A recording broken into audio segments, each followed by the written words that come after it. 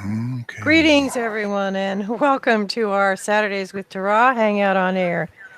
I'm Mary Beth at the Law of Attraction Club, and we're on the web at the loaclub.com.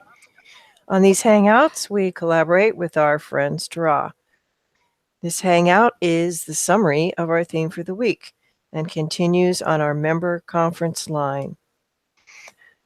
Today's topic, question and answers from Chapter 9 of our user manual, Do Babies Create Their Own Reality?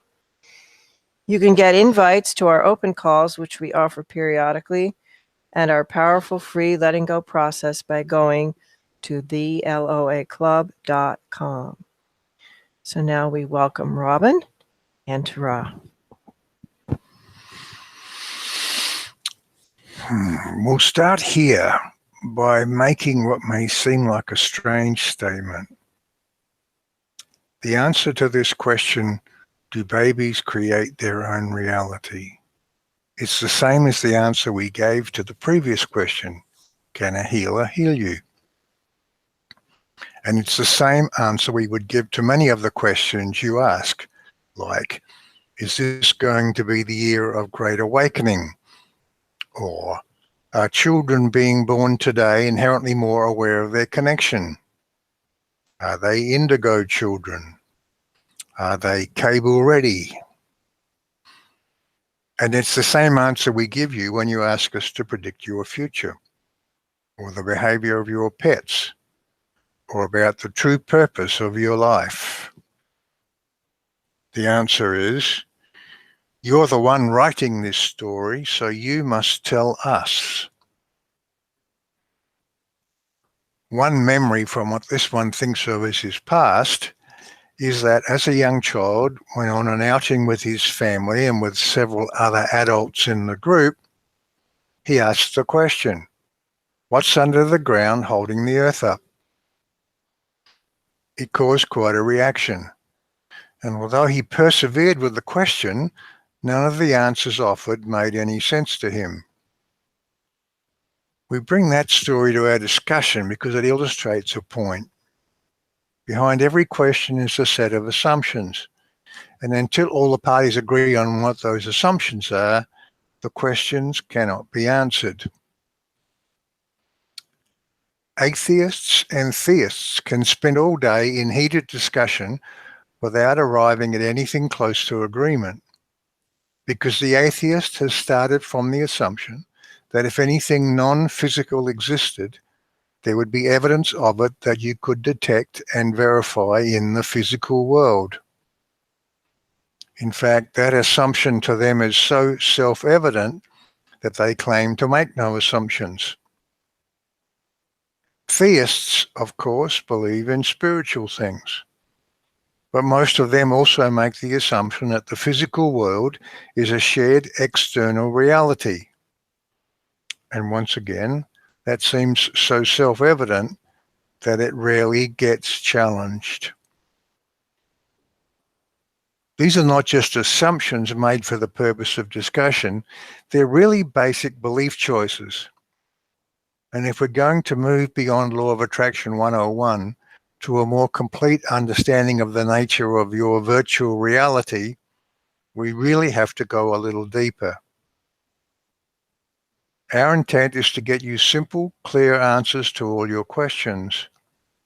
And that's not possible without an understanding of the true nature of things. Of course, it's not a requirement that you explore things at this deeper level for you to have a happy, creative life. It's not a requirement that you know or do any particular thing. All you really need to know is two simple things: that you create your reality from what you choose to believe and expect, and that nothing is more important than feeling good, because that tells you you're heading in the direction of what you want.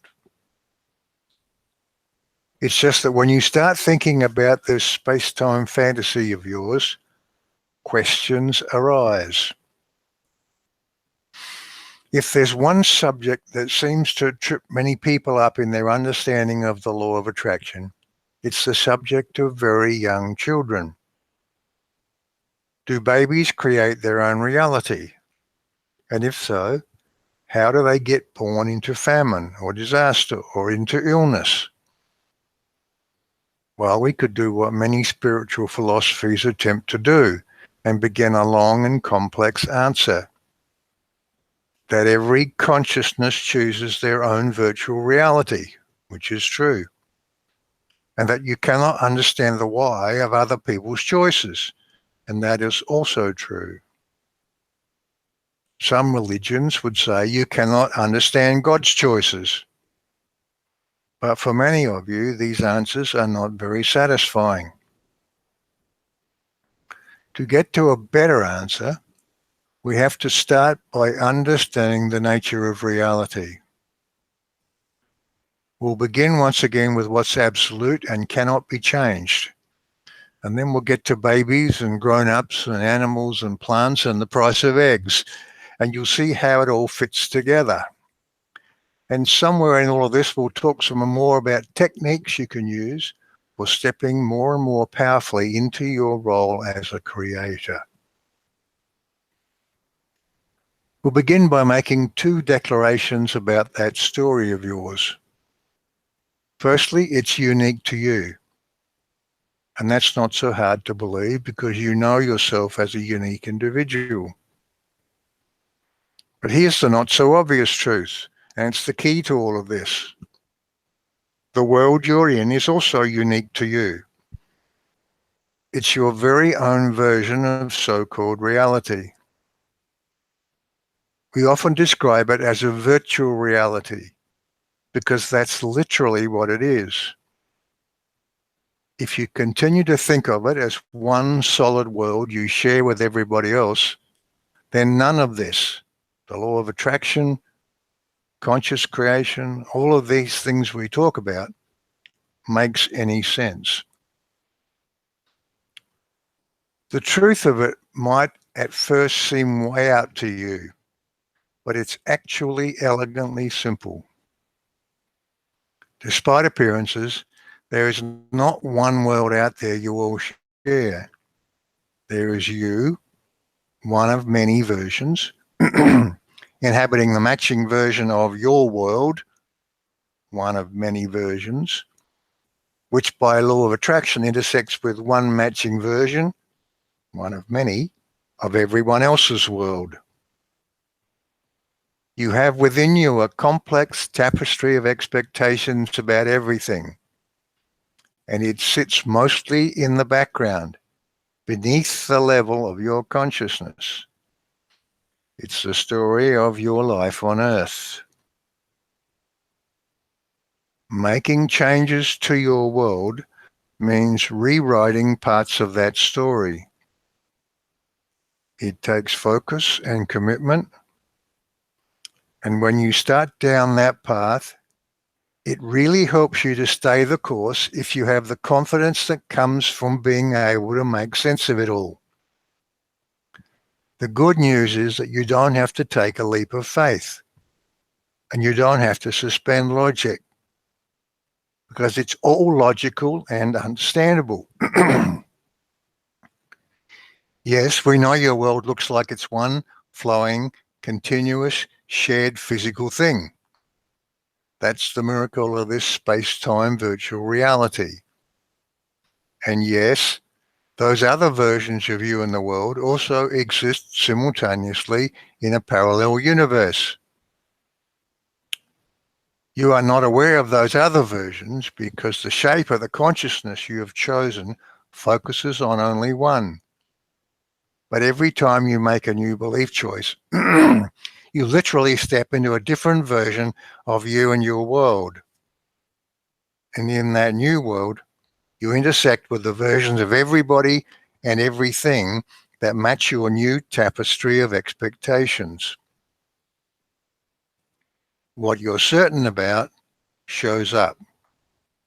What you think is probable mostly happens. What you know is possible but improbable will happen occasionally. What you know is impossible will never happen. All that is part of your expectation tapestry. Your chosen beliefs determine which version of everything you encounter. So do babies create their own reality?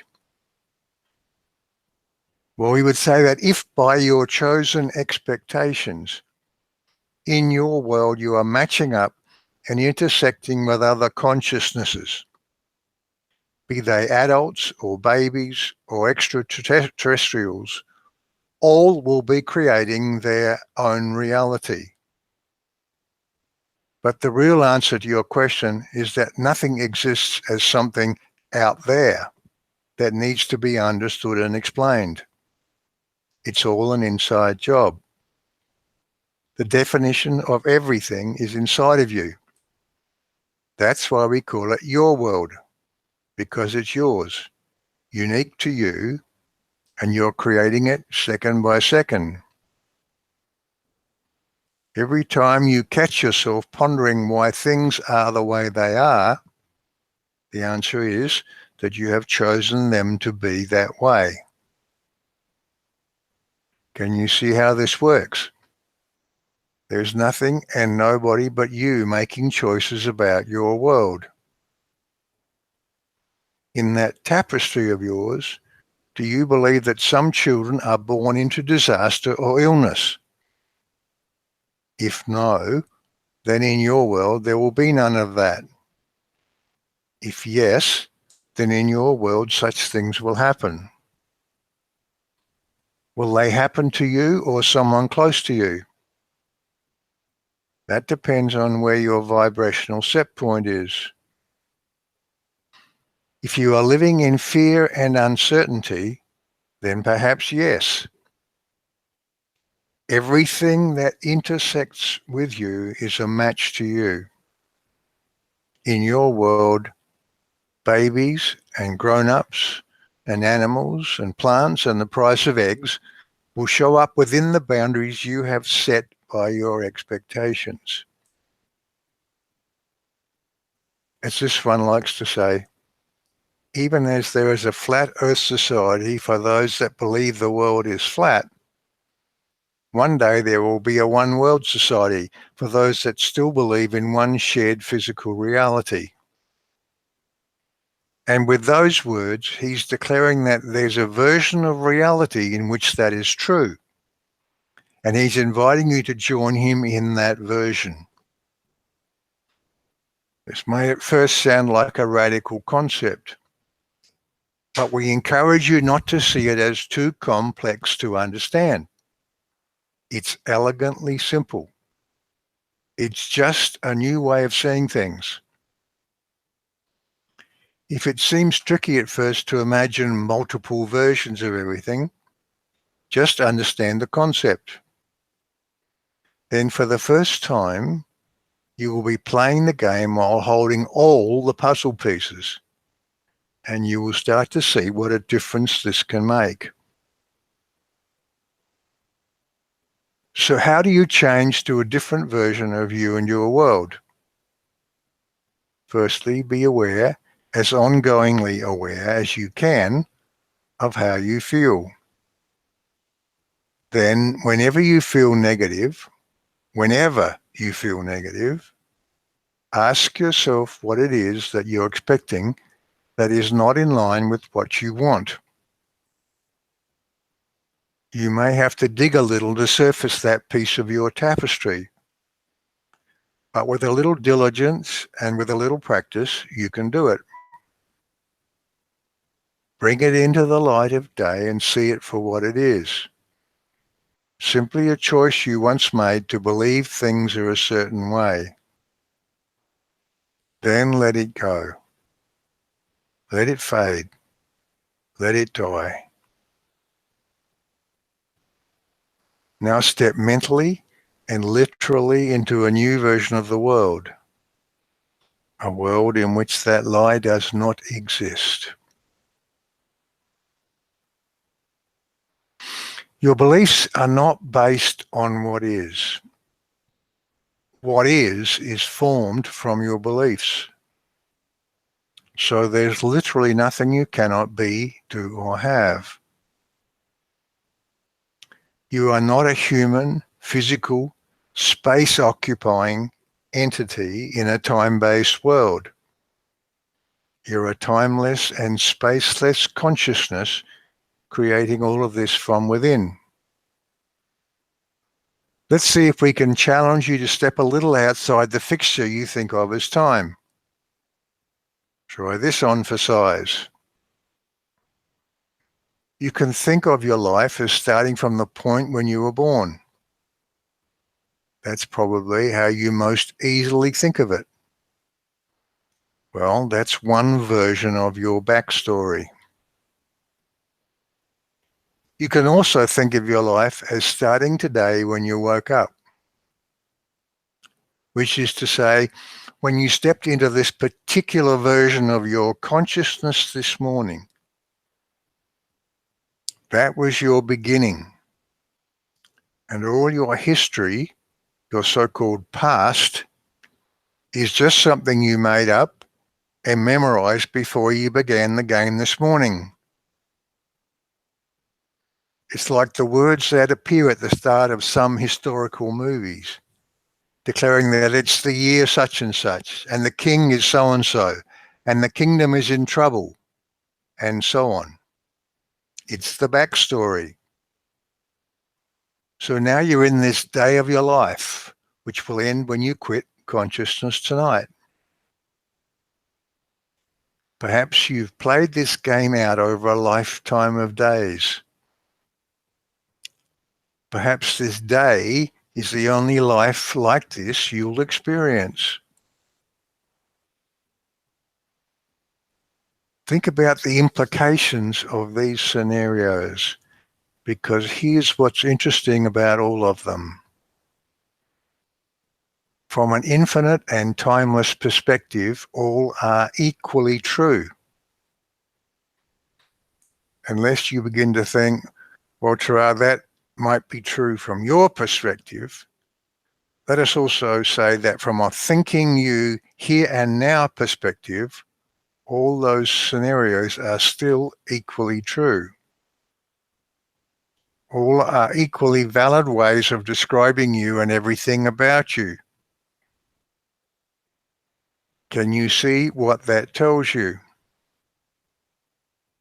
All of it, every single piece of it, is yours to choose. You can have it be any way you want it to be. What you choose to believe becomes. So what has become in this particular version of your game is a space-time world, and in it you are a human being. What has become is that there are other conscious entities just like you, and you humans are the highest order of consciousness on the planet. There are also cats and dogs and many types of animals you've created as lesser conscious entities. You may be among those who believe that in the greater universe, there are extraterrestrials that have evolved to higher orders of consciousness. And if so, those also exist. You may believe that some of them are now visiting Earth. And if so, they are. And you may encounter them. All of this is as you've chosen to believe it is. So do babies create their own reality? As a conscious entity, yes, they do. That's the law of attraction at work. But by that same law, the versions of them that show up in your world, unique to you, will be a match to your beliefs and expectations, even as the version of you that's showing up in their world is a match to their creative choices. You could equally ask, do dogs create their own reality?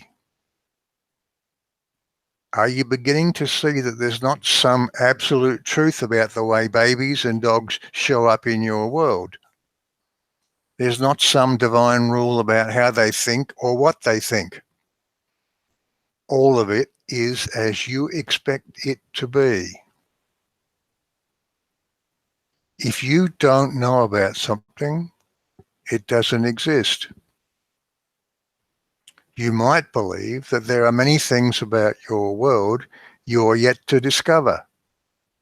And if so, from time to time, you'll discover new things about it. What that simply means is that within the possibility boundaries you have set up, new things will appear.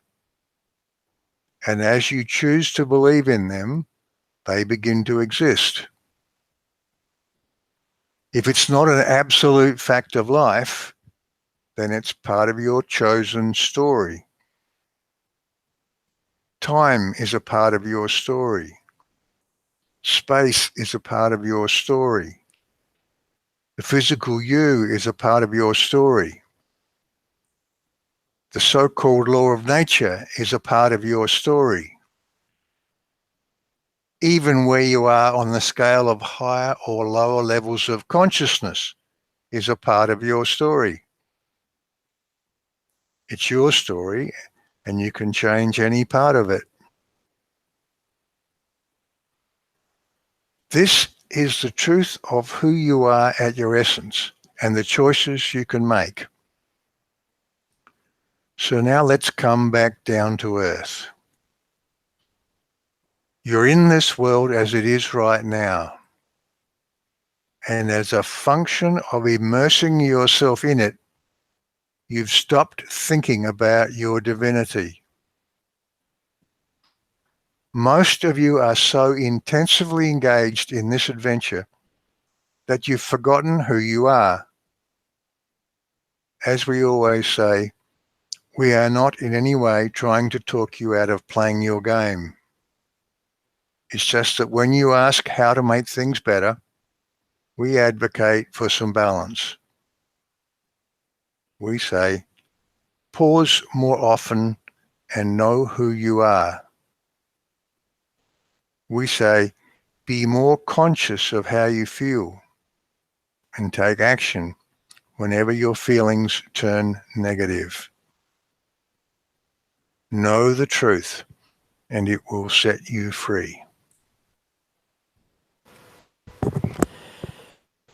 This Hangout on Air was the summary of our theme for the week. And I just wanted to point out before I close here that right around slide 18, there was a mini version of our letting go process. It was just sort of put in there very lightly. So if you want to have our letting go process, remember to go to the loaclub.com. We do 3 live calls a week with Q&A for our members on Tuesdays, Thursdays, and Saturday. You can become a member by going to the loaclub.com/join. So now our longer discussion continues with live Q&A for our members. Back over to Robin and Tara.